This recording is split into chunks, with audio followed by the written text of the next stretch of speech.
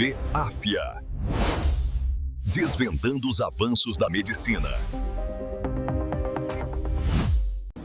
Olá pessoal, meu nome é Cláudio Neto. Vim aqui hoje para trazer um episódio especial para o nosso videocast. Estou aqui com Pedro Salustiano e Guilherme Neves. E nós vamos falar um pouco sobre histórias de descobertas que mudaram o mundo.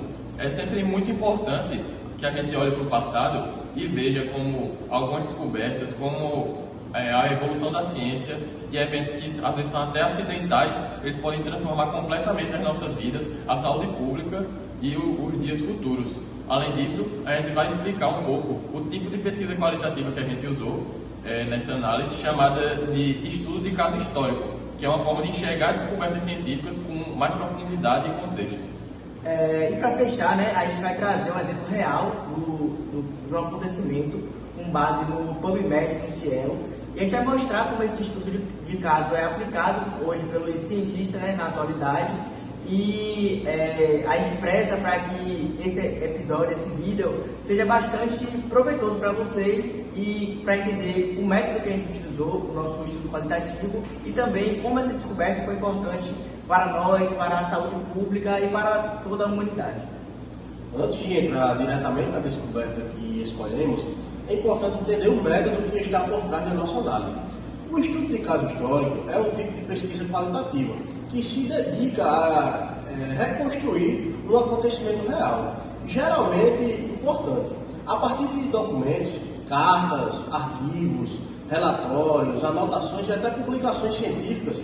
Ele busca recontar a história com base em evidências documentais, permitindo compreender o que aconteceu, como aconteceu e principalmente por que aconteceu daquela forma.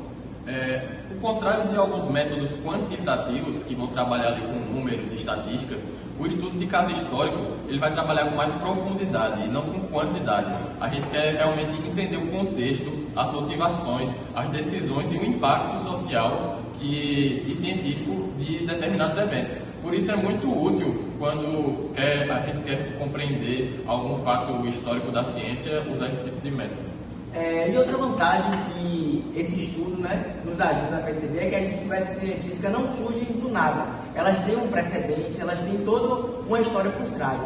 E ela envolve pessoas, condições de trabalho, limitações da época, né, dependendo da época que ela seja ali descoberta. Os fatores sociais também influenciam nesses acontecimentos históricos.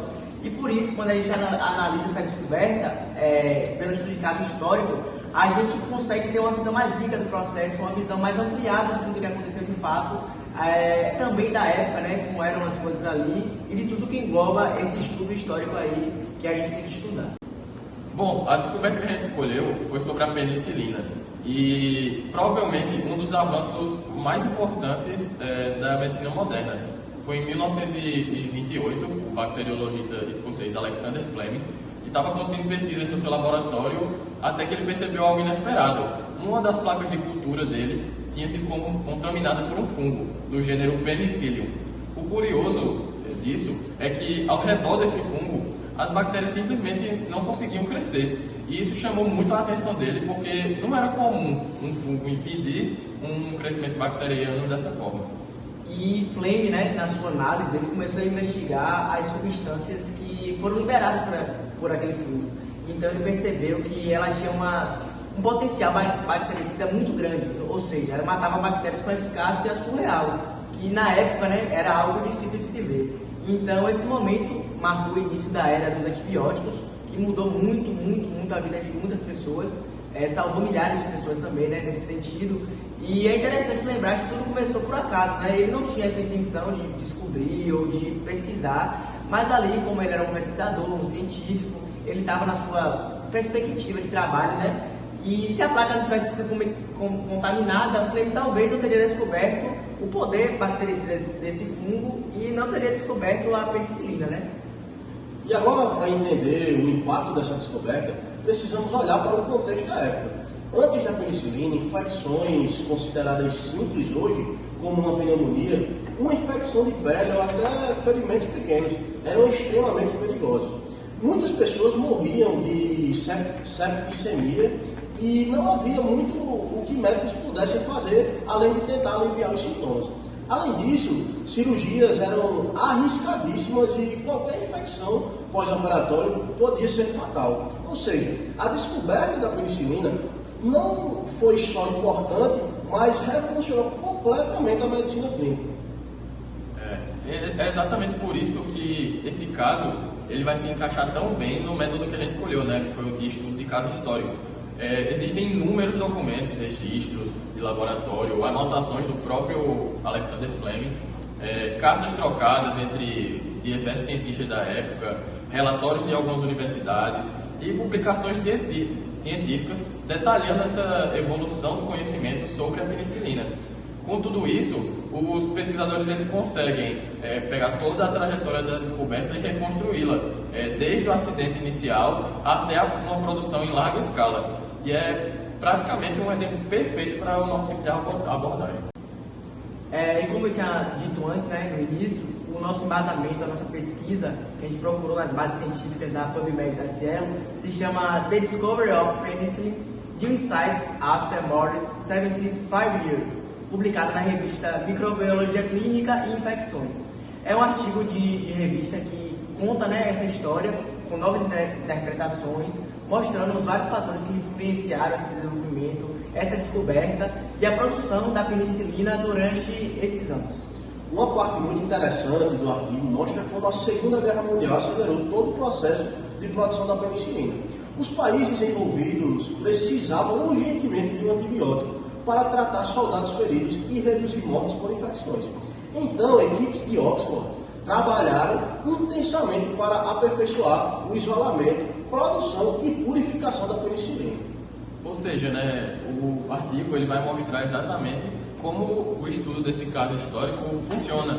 Ele reconstrói o acontecimento usando os registros da época, os relatórios militares, os documentos científicos e as correspondências entre os pesquisadores que eu tinha falado anteriormente. Assim a gente vai conseguir entender não só a própria descoberta, mas o impacto e o contexto histórico mais amplo dela. E como essa descoberta ela impactou socialmente e como ela surgiu ali na comunicação científica, né? Quais foram os caminhos que ela tomou, é um ponto essencial que a penicilina só chegou ao público, né? Graças à boa comunicação científica. Fleming era um ótimo cientista, então ele publicou seus resultados, mesmo que inicialmente não tenha chamado tanta atenção, não tenha tido tanto, como é que eu posso dizer, tanta visibilidade, né? Então, mais tarde, com a equipe de Oxford, principalmente Howard Florey e Ernst Schein, retomou os estudos e aprimorou esse produto, mostrando para o mundo seu potencial. No caso, mesmo que a visibilidade não tenha sido tão abrangente assim logo no início, Fleming conseguiu, com sua comunicação ali científica e com o meio social, né, poder levar essa pesquisa mais à frente e descobrir de fato a penicilina. Depois disso, jornais, rádios, revistas científicas começaram a divulgar a novidade. A população ficou sabendo, médicos começaram a pedir acesso ao medicamento e a indústria passou a investir na produção. É um exemplo claro de como a comunicação entre cientista, governo, mídia e sociedade é essencial para que as descobertas realmente se tornem soluções práticas. Até hoje isso vai servir de lição, né? De nada vai adiantar uma grande descoberta científica se ela não for comunicada, se ela não for explicada, testada e expandida à sociedade. A penicilina ela se tornou um marco porque ela passou por todas essas etapas com muito sucesso. Então, recapitulando, né, tudo que a gente trouxe de conhecimento aqui, nós explicamos que é o estudo de caso histórico, mostramos como ele funciona e analisamos suas características. Depois, aplicamos esse método na história da penicilina, desde a descoberta acidental até a sua produção em massa. Além de tudo, né, a gente mostrou como outros fatores influenciam nessa descoberta, no caso da guerra, né, que foi um processo importante para esses antibióticos serem descobertos, serem aplicados, né, porque antes, naquela época, se a gente for parar para perceber, não tinha toda essa consciência científica. Então, essa comunicação também foi bastante importante para que esse achado de laboratório tenha sido um avanço real, tanto para a comunidade científica, comunidade médica e sociedade em si. Bom, pessoal, e para finalizar, nós vamos trazer agora comentários da nossa companheira Rebeca, que infelizmente não pôde estar conosco hoje devido a alguns problemas de saúde, mas ela vai trazer algumas curiosidades e aplicações da penicilina nos dias atuais para vocês entenderem um pouco melhor, além do que nós já explicamos. Então fiquem aí com esse vídeo, né, da nossa correspondente, falando um pouco mais sobre a penicilina, como ela é usada, suas aplicações e de uma forma geral um vídeo bastante legal, bem lúdico e garanto que vocês vão gostar muito. Oi gente, no vídeo de hoje eu vou contar pra vocês como a penicilina passou de um fungo esquecido no laboratório e se tornou um dos remédios mais importantes da história. Mas calma, não vai ser aquela explicação chata. A gente vai fazer uma viagem cinematográfica pelo universo dos antibióticos. AFIA. Desvendando os avanços da medicina. Só recapitulando, a penicilina é um antibiótico natural produzido por um fungo chamado penicillium. Ela funciona como um escudo biológico que impede as bactérias de construírem a sua parede protetora. Pensa comigo, é como se as bactérias fossem uma casinha de tijolos. A penicilina chega, desorganiza todos esses tijolos e a casa simplesmente desaba. E é exatamente isso que faz a penicilina ser tão poderosa. A penicilina é usada até os dias atuais para tratar várias infecções causadas por bactérias sensíveis. Isso inclui pneumonias, otites bacterianas, amidalites bacterianas, sífilis, infecções por streptococcus e muito mais. Ela é aquela medicação que o médico usa quando sabe que o inimigo é uma bactéria e não um vírus. E lembra comigo, antibiótico não serve para gripe, resfriado, dengue e muito menos para virose. Especialmente, duas aplicações da penicilina ficaram muito marcadas na história. A primeira delas foi na Segunda Guerra Mundial, quando a penicilina foi utilizada para salvar milhares de soldados por ferimentos infectados. E a segunda delas foi na obstetrícia, que é usada até hoje para evitar que recém-nascidos contraiam infecções durante o parto, como o streptococcus do grupo B. Até hoje, quando o médico pensa em um antibiótico seguro e eficaz, a penicilina é uma das primeiras da lista. Agora eu vou te contar algumas curiosidades que quase ninguém sabe sobre a penicilina e que vão te fazer pensar a respeito dela. A primeira paciente tratada em massa com a penicilina foi uma criança de 4 anos com meningite. A penicilina, ela quase não virou um medicamento. O Fleming quase jogou as placas no lixo do laboratório. Ela não mata também todas as bactérias, só as que dependem de uma parede celular rígida. Ela é feita a partir de um fungo. Esse fungo, ele literalmente puxa a briga com as bactérias do ambiente. Ah, e tem mais. Até hoje existe penicilina que é dada por injeção intramuscular e dói. Dói mesmo, mas salva vidas. Então, resumindo, a penicilina é um dos maiores presentes que a natureza já deu à medicina. Um fungo que virou medicamento, que virou revolução, que virou um antibiótico que salva milhares de vidas até hoje.